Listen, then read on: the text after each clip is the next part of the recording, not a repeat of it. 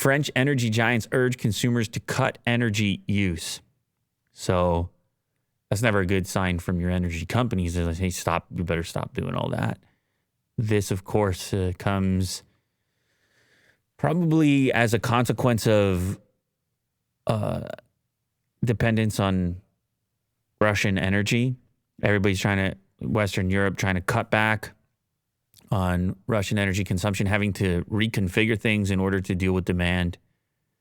And apparently there's also some maintenance and things going on. The heads of France's big energy companies on Sunday urged individuals and businesses to limit power consumption immediately to prepare for a looming energy crisis. Here's the quote: "We need to work collectively to reduce our consumption in order to regain room to maneuver." Room to maneuver. Sounds terrifying, that phrasing. What do you have to maneuver? How many days do I have? When do I run out? Scroll down to the next paragraph. The letter signed by Catherine McGregor, Jean-Bernard Levy, and Total Energy's Patrick Pouyan cited sharp declines in Russian gas shipments as well as limited electricity generation because of maintenance issues. Now, France is aiming to fill its gas storage facilities by early autumn. Apparently, they're at 59% right now.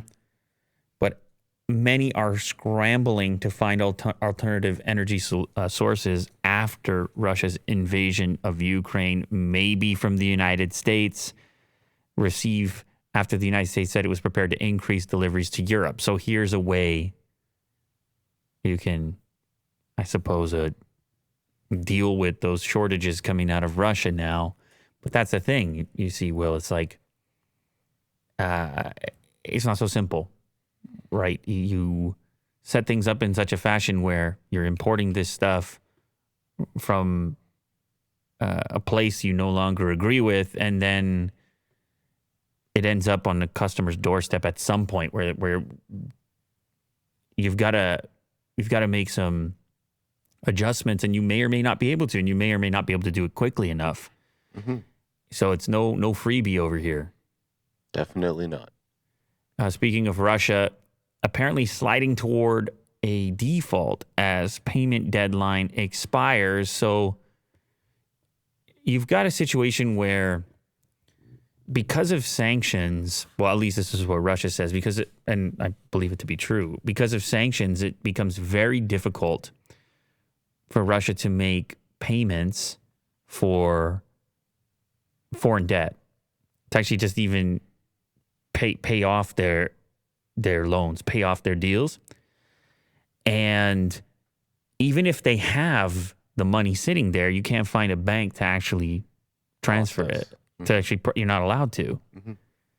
And they have a period running out.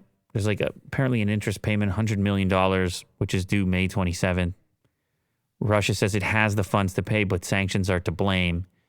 Now, what this means in the current environment might not be much, because it's impossible for many on the international stage to do any type of trade with Russia anyways. But there is a global credit system, and you can, once you get downranked, you stay downranked for a while. Russia has struggled to keep payments up on $40 billion of outstanding bonds since the invasion of Ukraine on February 24th, which provoked sweeping sanctions that have effectively cut the country out of the global financial system and rendered its assets untouchable to many investors. It sounds really bad to default on your loans. They can't just have briefcases of billions of dollars and then just hand them over? No. Just find ways. Yeah. Who knows? Maybe that'll happen. I mean, the other problem is that many of these bonds are due in other currencies. Could be USD, could be euros. Right. And as you know, inflation, rubles, added complications. But apparently this hasn't happened in a really long time. There's a reference here in the article about the last time. Yeah, Bolshevik Revolution is the last time Russia defaulted on international bonds. So yeah, this stuff is still going on. People still ask me to talk about it. I feel that maybe there is some kind of fatigue setting in. People have heard about it, and it just kind of feels like this Russia-Ukraine situation is kind of ongoing and almost permanent. It's like COVID primed us to be prepared to just deal with something, have it existing, the specter of it.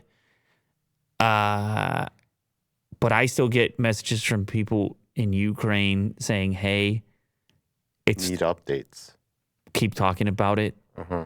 Stuff is still happening, and it has not eased up at all. Even though for other people elsewhere, obviously the conversation has shifted to energy in a lot of cases, like the last story, but there is still a very real conflict going on the ground with very human consequences.